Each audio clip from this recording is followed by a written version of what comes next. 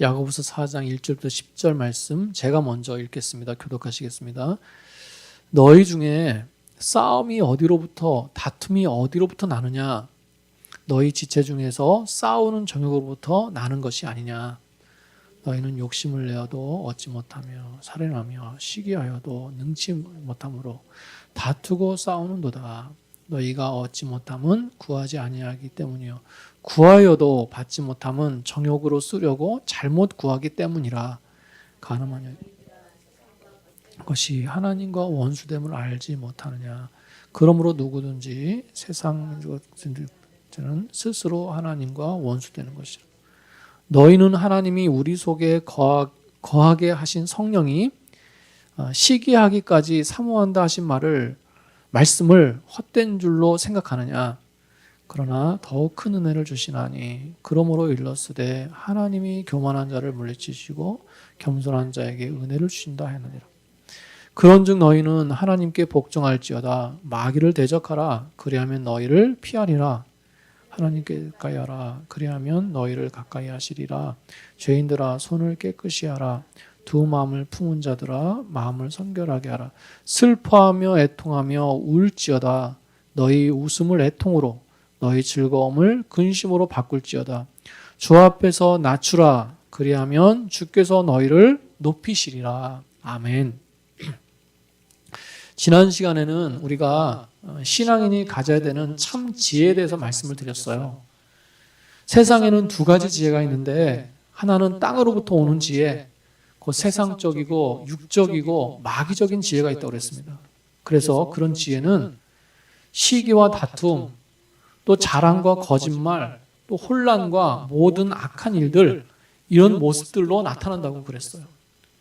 반면에 하늘로부터 오는 지혜가 있다고 그랬습니다. 그것은 하나님께서 주시는 지혜인데 성결, 화평, 관용, 양순, 또 긍휼과 선한 열매, 편견과 거짓이 없는 이런 열매들로 나타난다고 그랬어요.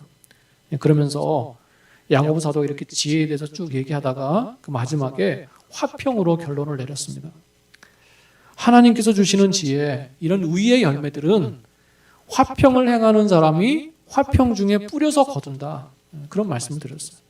그러면서 오늘 4장 말씀으로 이제 넘어오는 것입니다. 바로 앞에서 화평으로 결론을 내렸는데요. 오늘 말씀은 그렇게 화평하지 못하고 서로 다투는 것에 대해서 말씀하고 있어요. 그러니까 앞에서 얘기한 세상으로부터 오는 지혜 중에 하나예요. 독한 시기와 다툼이 있다 그랬습니다. 특별히 오늘 말씀은요. 오늘 말씀의 이 다툼은 개인적으로나 아니면 가정적으로 사회적으로 이런 다툼보다는요. 그런 다툼이 아니라 바로 교회 안에서 성도들끼리 다투고 반목하는 걸 말씀하고 있어요. 여러분 다투고 반목하는 것은요. 하루 이틀 된 문제는 아닙니다. 성경을 봐도요. 참 많이 나와요. 가족 간에 아브라함과 롯이 사이가 그랬죠. 다윗과 압살롬처럼 부모 자식 간에도 다툼이 있었습니다. 또 예수님의 제자들도요. 누가 더 높은 자리에 앉냐를 놓고 싸웠어요. 아시는 것처럼 초대교회 중에 초대교회죠. 예루살렘 교회에서도요. 과부들을 보살피는 문제 때문에 갈등과 다툼이 있었습니다. 고린도 교회는 어땠습니까? 교회 안에 아주 심각한 싸움과 분리가 있었어요. 성도 중에는 그 분쟁을 가지고 세상 법정까지 가지고 가는 그런 일들이 있었습니다. 갈라디아 교회는 어땠습니까? 갈라디아 교회. 서로 물고 먹으면 피차 멸망할까 조심하라. 이런 말씀이 있을 정도로 심각한 갈등과 싸움이 있었다는 거예요. 한 가지만 더 말씀드리면요. 여러분 바울은 참 대단한 선교사 아닙니까? 선교사. 그 바울을 처음 포용하고 이끌어줬던 바나바는 아주 훌륭한 목회자예요. 선교사 목회자. 그런데 다른 것도 아니고요. 하나님의 일을 하다가 두 사람이 갈등하고 대립했습니다. 마가 요한의 문제였어요. 마가 요한은 바나바의 조카였습니다. 1차 전도 여행 때 성경 읽는 걸 도와가면서 다 함께 동역했던 사람들이었어요. 그런데 이 마가 요한이요. 함께 선교하다 말고 중간에 포기하고 돌아가는 일이 생겼어요. 이방인 선교에 대해서 확신을 못 가졌었던 건지, 아니면 당시에 너무나 힘들고 험한 그 토로스 산맥을 넘어야 됐었는데 그걸 넘는 게 엄두가 나지 않아서 두려워서 그랬던 건지 정확하게 나오진 않지만 중도에 포기하고요, 다시 예루살렘으로 돌아갔어요.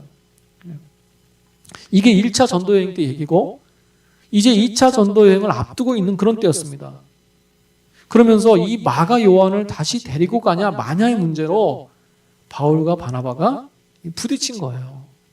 바울은 하나님의 사역을 그렇게 쉽게 중도에 포기하는 사람을 어떻게 또 데리고 가냐, 또 힘들면 포기할 거 아니냐, 신뢰할 수 없다, 데려갈 수 없다, 이거였고요. 바나바는요, 아니다, 그때와는 좀 다르다, 변했어, 이제는 그러지 않을 거다, 그냥 품고 데려가자. 다 맞는 얘기인데요, 자신들의 신앙적인 주관이 너무 뚜렷해가지고 다투게 된 거예요. 결국은 서로 다른 길을 가게 됩니다. 바울은 실라를 데리고 가고요, 바나바는 마가 요한을 데리고 각자의 길을 가요. 참 이런 대단한 사람들도요, 다른 문제가 아니라 똑같은 복음을 전하는 일을 가지고 의견이 달라가지고 싸웠다는 거예요. 물론 하나님께서는 그 어떤 선한 의도를 물론 보시고 모든 것을 통해서 합력하여 선을 이루도록 하셨습니다. 그리고 나중에 본인들도요, 다시 화해하고 또 합력하면서 사역했어요. 여러분, 이렇게 믿는 자 사이에도 갈등과 다툼이 있다는 거예요. 야고보 사도가 오늘 말씀을 통해서 이 다투는 문제에 대해서 좀 더 구체적으로 언급하는 이유가 뭡니까? 당시에 초대교회 안에는요, 그런 모습들이 많았다는 거예요. 유대인들은 논쟁하기를 좋아한다고 그랬죠. 그러다 보니까 서로 분파를 이루고요, 대립하고 갈등하는 일이 끊어지지 않았어요. 심지어 서로 반목하면서 수단과 방법을 가리지 않고 때로는 폭력도 동원하는 일이 심심치 않게 있었습니다. 종교 그 기득권자들, 지도자들이 온갖 모략과 폭력을 동원해서 예수님을 빌라도에게 넘기고 십자가 못 박아 죽게 한 것. 여러분, 그런 것들이, 그런 모습들이 한 단면이에요. 그런 일들을 스스럼 없이 했다는 거예요. 이런 모습을, 이런 것을 경험하고 있는 사람들이 교회 안에 들어왔어요. 그러니 교회가 만만하겠습니까? 야고보 사도는요, 그런 모습을 보면서 가슴이 아픈 거예요. 믿는다고 하는데 왜 다툼이 있는가? 하나님의 일을 한다고 하는데 왜 갈등이 있는가? 갈등이 있지만 왜 풀지를 못하는가? 이게 야고보만의 마음이겠어요. 지금을 사는 우리에게 또 그런 안타까움이 있지 않습니까?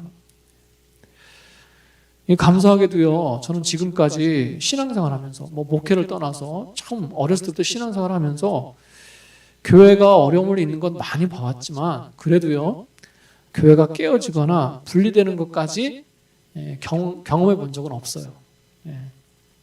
그런데 사실 이민교회에서요, 그런 일들이 얼마나 많이 일어나고 있습니까? 아마 그런 걸 경험하신 분들도 계실 거예요. 어떻게 보면 사람 사는 곳이기 때문에 그런 문제나 갈등이 없을 수 없습니다. 그러나 분명한 것은요, 하나님께서 기뻐하시는 일이 아니고요, 교회다운 모습은 아니라는 거예요.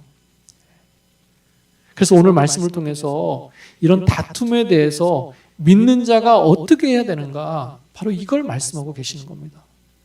그러면서 그렇게 싸우는 것의 근본적인 이유가 어디 있느냐, 원인이 어디 있느냐, 이걸 말씀하고요, 이어서 어떻게 하면 그걸 방지할 수 있고 무엇으로 그걸 이길 수 있냐, 그 방법에 대해서 말씀하고 있습니다. 먼저 1절부터 4절까지를 보시면 다툼이 일어나는 근본적인 이유에 대해서 말씀하고 있어요. 야고보 사도가 말하는 다툼의 이유가 뭡니까? 바로 너희 지체 중에서 싸우는 정욕 때문이래요. 여러분, 이 말씀에서 다툰다, 싸운다라는 말은요, 원래 전쟁한다라는 단어예요. 전쟁한다.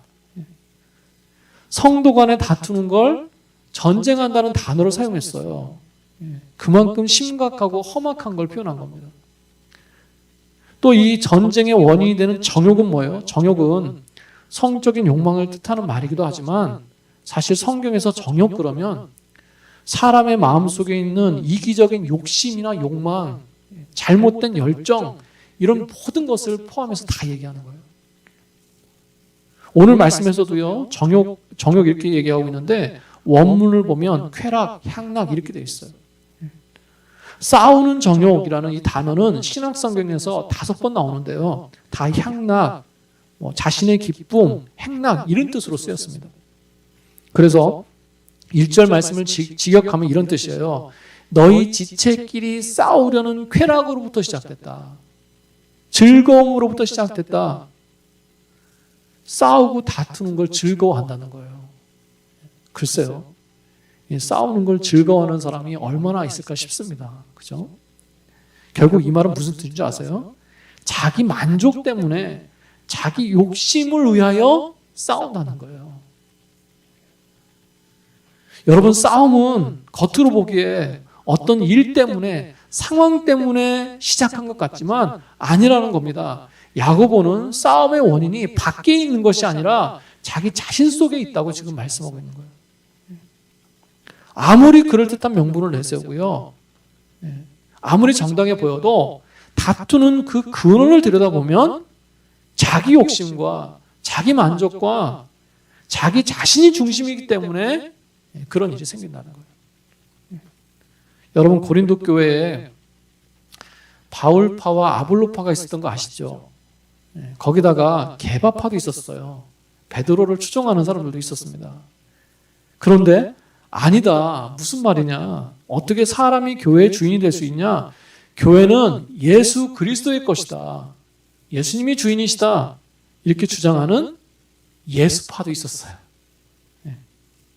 여러분, 너무나 맞지 않습니까? 굳이 손을 들어준다면 이 예수파의 손을 들어주고 싶어요.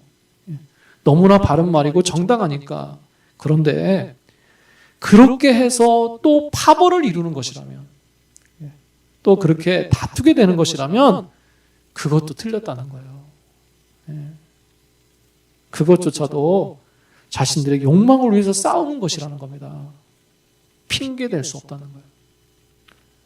그러니까 다투고 분리되는 것 자체가 하나님의 뜻이 아니라는 거예요. 야고보 사도는요, 싸움이나 분쟁의 이유를 밖에서 찾지 않습니다. 싸울 수밖에 없는 환경이나 상황 때문이 아니라 그게 크든 작든 무엇인가를 얻고자 하는 욕심을 가지고 있기 때문에 그게 시작됐다는 거예요. 그리고 그 정욕은요, 앞에서 말씀드린 대로 세상과 연결되어 있습니다. 세상적이고 육적이고 마귀적인 모습이라는 거예요. 그래서 4절 이하를 보시면 앞에서 다투는 문제, 정욕으로 잘못 구하는 문제에 대해서 얘기하다가 갑자기 간음한 여인들아 이렇게 말씀하세요. 무슨 뜻입니까? 정말 간음한 여인들을 얘기하는 게 아니라 하나님을 사랑한다고 하면서 세상을 사랑하는 두 마음을 가진 사람들이라고 얘기하는 거예요. 여러분, 성경에서는 비유로 남편 되신 하나님과 아내 된 이스라엘 백성을 이렇게 자주 말씀하십니다. 비유로. 그 남편 되신 하나님을 떠난 이스라엘 백성을 간음한 여인으로 이렇게 비유를 해요. 예수님께서도요, 하나님을 떠나서 세상과 짝하고 있는 그 유대 지도자들을 향해서 또 그 사회에 대해서 뭐라고 하셨어요? 음란한 세대야 그랬어요. 그렇게 부르셨어요. 결국 너희가 교회 안에 있지만 싸우고 다투고 있다면 결국 그건 세상과 짝하고 있는 모습이라는 거예요. 그리고 결국 그건 뭐라고요? 4절 말씀, 스스로 하나님과 원수되는 거래요. 무서운 말씀입니다. 아주 노골적이고요, 단호한 말씀이에요. 하나님과 원수되는 모습이래요. 원수되는.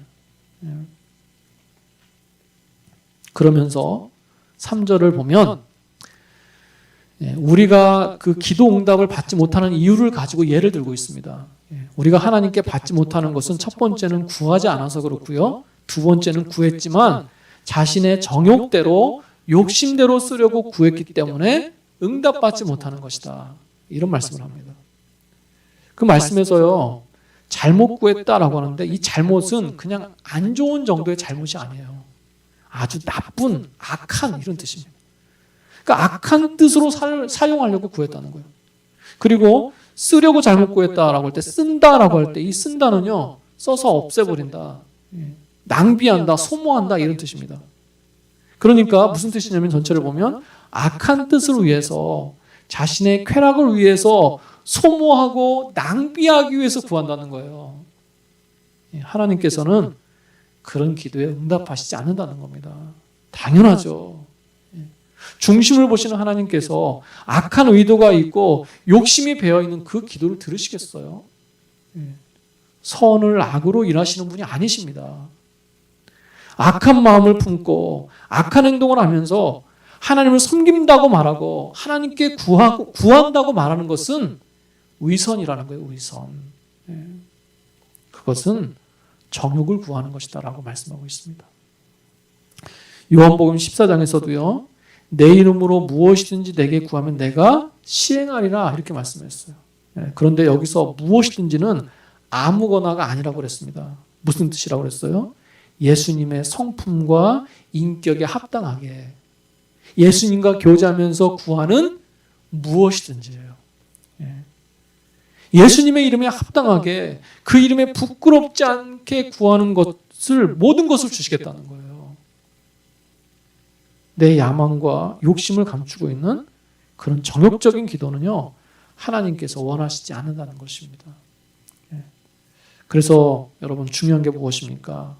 지금 내 마음이나 행동이 어디에서 오냐는 거예요. 그걸 잘 분별해야 됩니다. 이것이 내 만족과 욕심에서 오는 것인지 정말 하나님의 영광과 교회의 덕을 위해서인지 예수님의 성품과 그 이름에 합당하게 구하고 행동하는 것인지 분별해야 된다는 거예요. 아, 그래도 이건 하나님의 일인데요? 아니에요. 아니에요. 때로는요, 그것까지도 내려놔야 됩니다. 우리가 말씀하는 것처럼, 오늘 말씀하는 것처럼 악한 의도와 막 소모하기 위해서 그걸 목적으로 신앙생활을 하는 사람은 없습니다. 교회를 무너뜨리기 위해서 교회 안에 들어오는 사람 있겠어요?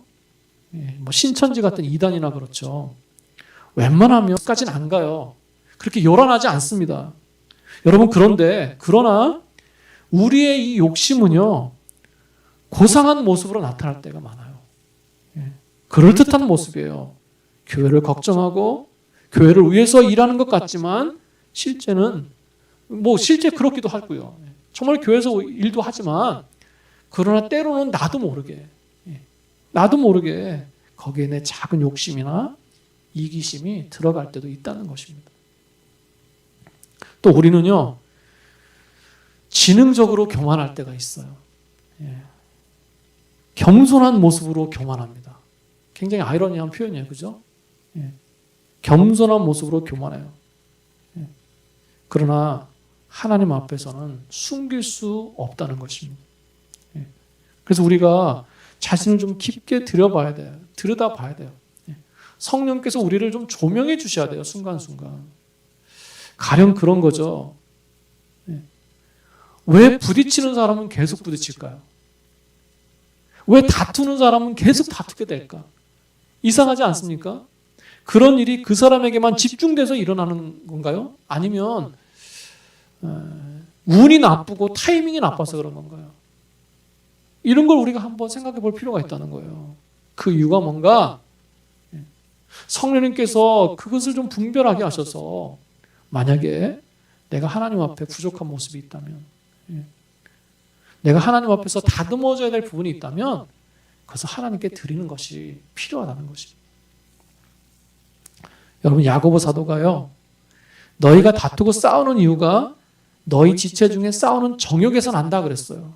그런데요, 그냥 너희 정욕 때문이야. 정욕에서 나는 거야. 이렇게 말하면 되는데 굳이 그 앞에 너희 지체 중에 정욕에서 난다 이렇게 얘기했어요. 지체라는 말을 붙였어요.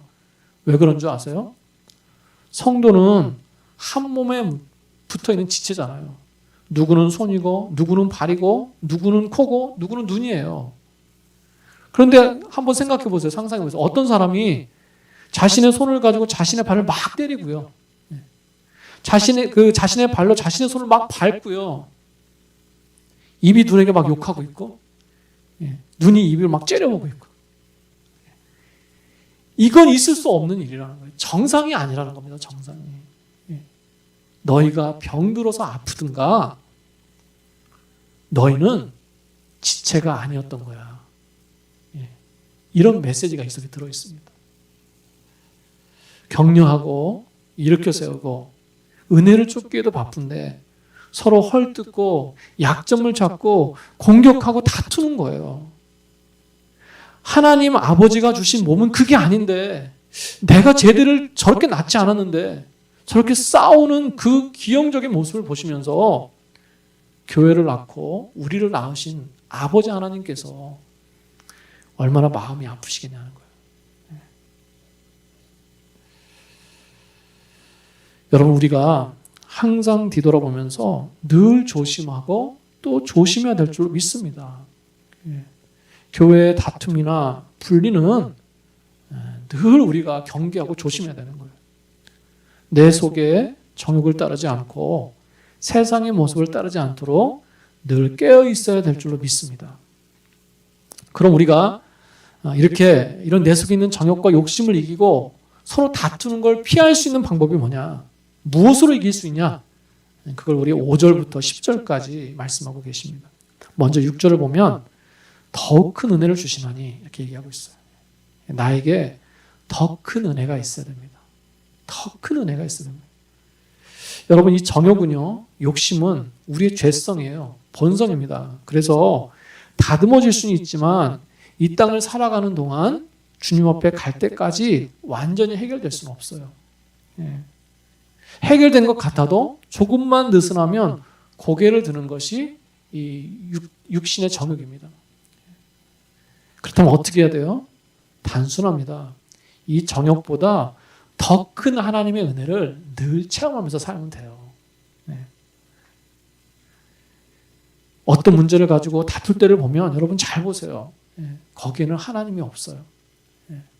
하나님의 은혜가 없을 때가 많습니다. 진짜냐 아니냐 진위도 있고요. 유익하냐 유익하지 않냐 실리도 있고요. 합리적이냐 합리적이지 않냐 이런 것들이 다 있는데 거기에는요 하나님의 은혜 찾기가 힘들어요. 그렇지 않습니까? 여러분, 다툼과 분열이 있는 곳에 그 마음을 덮을 만한 더 큰 은혜가 필요한 거예요. 죄가 더한 곳에 은혜가 더했다 그러잖아요. 더 큰 은혜가 있으면 되는 거예요. 이게 맞는 비유인지 모르겠지만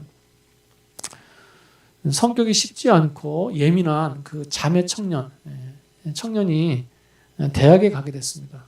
그런데 너무너무 정말 가고 싶은 그런 대학이에요. 그래서 뭐 예배도 드리고 기도도 하고 얼마나 원했겠어요. 하지만 성적이나 현실을 볼 때는 좀 힘들어서 좀 불가능해 보여서 거의 포기하고 있었어요. 그런데 어느 날 합격이 됐다는 연락이 왔습니다. 얼마나 기뻤겠어요. 그죠? 너무너무 좋은 거예요.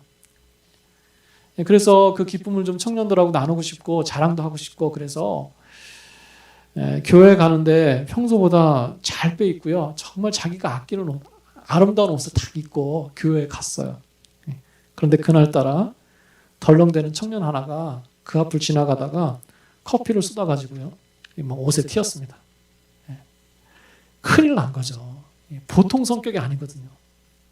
이 주변에 있는 청년들이 막 긴장하고요. 당사자는 얼굴이 하얗게 됐어요. 이제 큰일 났구나. 쟤는 죽었구나. 그런데 이 자매가 괜찮아.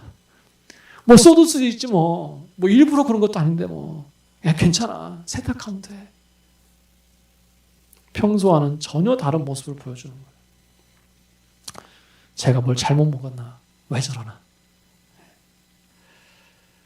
다른 사람의 실수가 눈에 들어오지 않을 만큼 그런 실수도 그냥 용납해주고 웃으면서 넘길 수 있을 만큼 그 자매 마음에는요 꿈에도 그리던 대학에 들어갔다라고 하는 그 기쁨과 은혜가 너무 큰 거예요. 그게 그 사람의 마음에 넉넉함을 준 것입니다. 여러분, 믿는 사람들은요, 늘 은혜를 사모하고 은혜를 채우면서 살아야 되는 사람들이에요.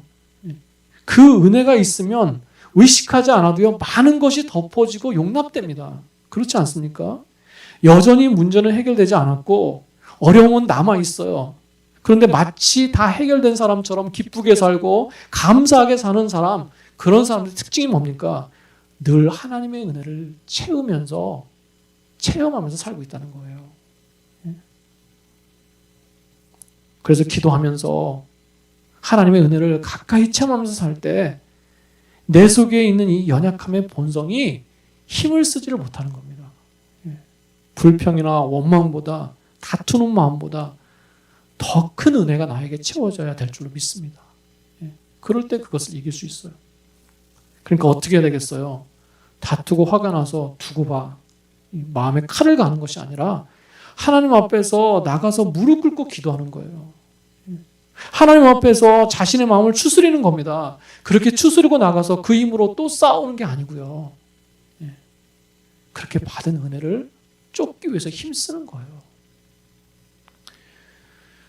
내 욕심보다, 정욕보다 더 큰 은혜를 구하시고요. 채우시면서 살아가시는 저 여러분 되시기를 축복합니다. 또 그 뒤에 보면 정욕대로 다투지 않기 위해서 겸손해야 된다 이렇게 말씀합니다. 늘 교만이 문제예요. 교만. 교만한 곳에는 다툼이 있습니다. 하나님께서는 교만한 자를 싫어하시는 정도가 아니라 어떻게 하신다고요? 물리치시겠대요. 대적하시겠다는 뜻입니다. 적으로 여기시고 공격하시겠다는 뜻이에요. 또 7절을 보니까 하나님께 복종해야 된다 이렇게 말씀합니다. 이 말씀은요, 이 말은 무슨 뜻이냐면 우리가 이미 복종할 답을 알고 있다는 거예요. 하나님께서 그런 다툼과 반목을 싫어하신다는 걸 알고 있어요. 그렇게 하면 안 된다는 걸 알고 있지만 순종하지 못하고 있는 거예요. 그래서 결단이 필요한 것입니다. 여러분, 이 7절에서 말씀하는 복종은요, 군대 용어입니다. 군대 용어.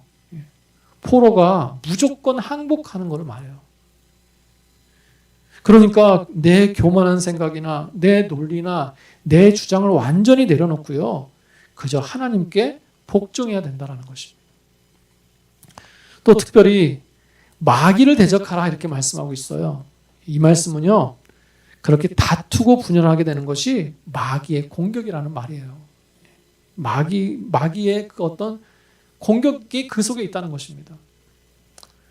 여러분, 마귀는요, 사정하는 존재가 아닙니다. 나에게서 떠나주면 안 되겠니? 나를 피해주면 안 되겠어? 사정하는 존재가 아니에요.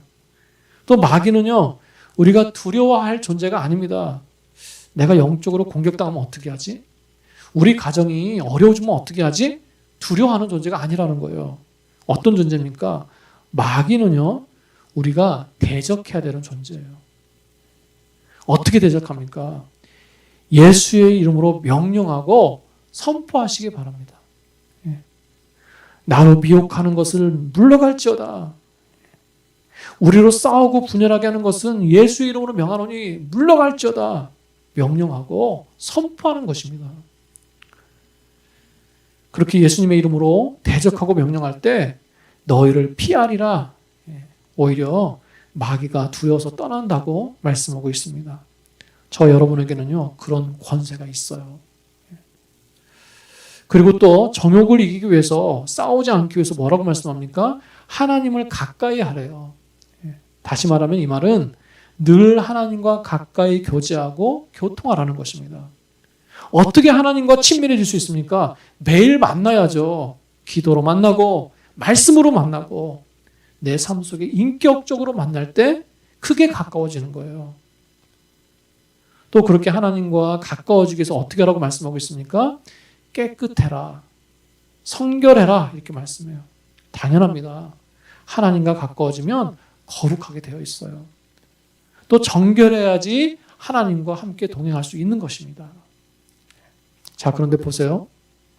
이렇게 겸손하고 복종하는 것, 마귀를 대적하고 정결함을 하나님을 가까이 하는 것, 이 모든 것을 가능케 하는 것은 바로 성령님이십니다.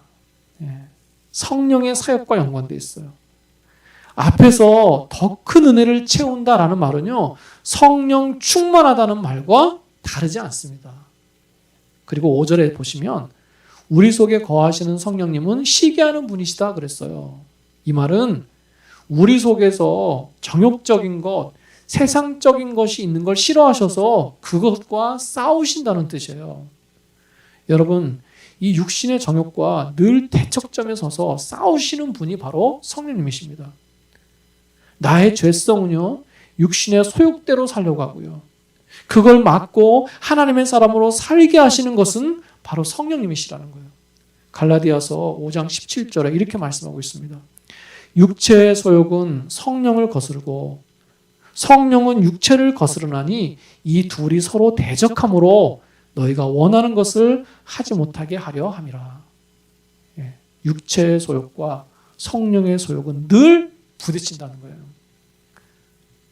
내가 육신의 정욕을 이길 수 있는 이유는요, 그렇게 나를 대신해서 싸우시는 성령님께 온전히 붙들림을 받는 것입니다. 성령님의 손을 들어드리고요, 그 성령님께 순종하는 거예요. 나를 움직이실 만큼, 나를 주장하실 만큼 나를 가득 채우고 있는 상태, 여러분 이걸 뭐라고 합니까? 성령 충만이라고 하는 거예요. 사람은 무엇이 그 사람을 채우고 있느냐에 따라서 달라집니다. 여러분, 성령이 내주하시는 사람도요, 성령님이 없어서 문제가 아니에요. 내주하세요. 내주하시는데 그 성령님보다 돈을 더 채우고 살면 돈을 쫓는 인생을 살게 되고요, 그 성령님보다 체면이나 명예를 더 채우고 살면 사람에게 인정받는 것을 쫓아가는 삶을 살게 돼 있어요. 그래서 성령님보다 더 주장하고 더 채우고 있는 것을 자꾸 비워내고요, 자꾸 죽여야 된다는 거예요. 그래서 바울이 고린도전서 5장 31절에서 나는 날마다 죽는다 그랬어요. 예수님께서도요, 내가 진실로 진실로 너에게 이르노니 2번이나 진실로 진실로 강조하시면서 한 알의 밀이 땅에 떨어져 죽지 아니하면 한 알 그대로 있고 죽으면 많은 열매를 맺으리라 그러셨습니다. 예수님께서는요, 이렇게 말씀만 하신 것이 아니라 정말 그렇게 죽으셨어요. 그래서 하나님과 우리와의 끊어진 관계를 살려놓으셨습니다. 죽어야지 살릴 수 있다는 거예요. 누군가 죽어야 가정이 살고요, 누군가 죽어야 공동체가 살고요, 누군가 죽어야 관계가 산다는 것입니다. 내가 죽지 않으니까 내 속에 정욕이 살아나서 내 생각이 강해서 자꾸 부딪히고 다투게 되는 거예요. 내가 죽고 성령께서 사셔야지 열매가 있고 화목함이 있는 줄로 믿습니다. 자꾸 죽는 얘기를 해서 죄송하지만 그래야 내가 살기 때문에 그래요. 이건 하나님의 은혜의 법칙입니다. 자기 만족이 아닌 죽어짐의 영성으로 살아가시는 저 여러분 되시기를 바랍니다. 그게 하나됨의 방법이에요. 육체의 정욕보다 성령님을 더 채우시고 가득 채워서 성령 충만함으로 이기시는 저 여러분 되시기를 축복합니다. 야고보 사도는요, 지난 시간에 참 지혜를 말하면서 예수님의 팔복의 화평을 가지고 마무리했어요. 그런데 오늘 말씀을 보면요, 다툼에 대해서 얘기하다가 팔복에서 나오는 애통함으로 마무리를 하고 있습니다. 9절에 슬퍼하며 애통하며 울지어다. 이 애통은요, 마태복음 5장 4절에 나오는 애통하는 자는 복이 있나니 이 애통함과 같아요. 같은 걸 사용했습니다. 너희의 웃음을 애통으로 바꾸고 너희의 즐거움을 근심으로 바꾸라. 근심을 즐거움으로 바꿔야지 즐거움을 근심으로 바꾸래요. 이게 무슨 뜻입니까? 너희 죄 때문에 애통해하고 너희의 연약함 때문에 근심하라는 거예요. 지금 믿는다고 하면서 서로 다투고 반목하는 것에 대해서 말씀을 드렸어요. 그러니까 그런 모습, 그런 죄의 모습이 있을 때 이 다툼을 웃음처럼 가볍게 여기지 말고 즐거움처럼 일상으로 여기지 말고 어떻게 하라는 거예요? 그 죄를 보면서 애통해하고 회개하라는 거예요. 예. 예수님께서는 애통하는 자는 복이 있나니 그들이 위로를 받을 것이며 이렇게 말씀하셨습니다. 그런데 오늘 말씀에서는요, 애통해하면 10절 주께서 너희를 높이시리라 이렇게 말씀합니다. 다른 표현이지만요, 같은 위로예요. 같은 위로. 오늘 주제에 맞게 표현해서 말씀하시는 거예요.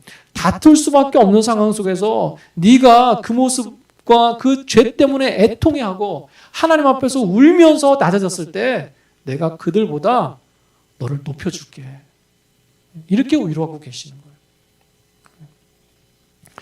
여러분, 이런 애통함이 있어야 될 줄로 믿습니다. 하나님께서는 기도하는 자를 가까이 하세요. 하나님께서는 예배하는 자를 가까이 하세요. 우리가 그거는 참 잘 느껴요. 그런데 그것만큼 잘 느끼지 못하는 게 하나가 있는데 뭐냐면 하나님께서는 또한 마음이 상한 자, 통회하는 자를, 애통해하는 자를 가까이 하신다는 겁니다. 여호와는 마음이 상한 자를 가까이 하시고 중심으로 통회하는 자를 구원하시는도다. 시편 34장 18절 말씀입니다. 우리가 죄 때문에 애통해하고 마음 아파할 때 하나님께서는 나를 가까이 만나주시고요. 위로해 주시고 고쳐주신 줄로 믿습니다. 말씀을 정리합니다. 육신의 정욕을 쫓지 않기 위해서, 신앙생활하면서 다투지 않기 위해서 더 큰 은혜를 구하시기 바랍니다. 겸손함으로 하나님께 복종하시기 바랍니다. 마귀와 대적하시고 정결함으로 하나님과 더 가까이 하시기 바랍니다. 죄에 대해서, 내 부족함에 대해서 애통함을 가지시기 바랍니다. 그걸 위해서 성령 충만을 기도하시기 바랍니다.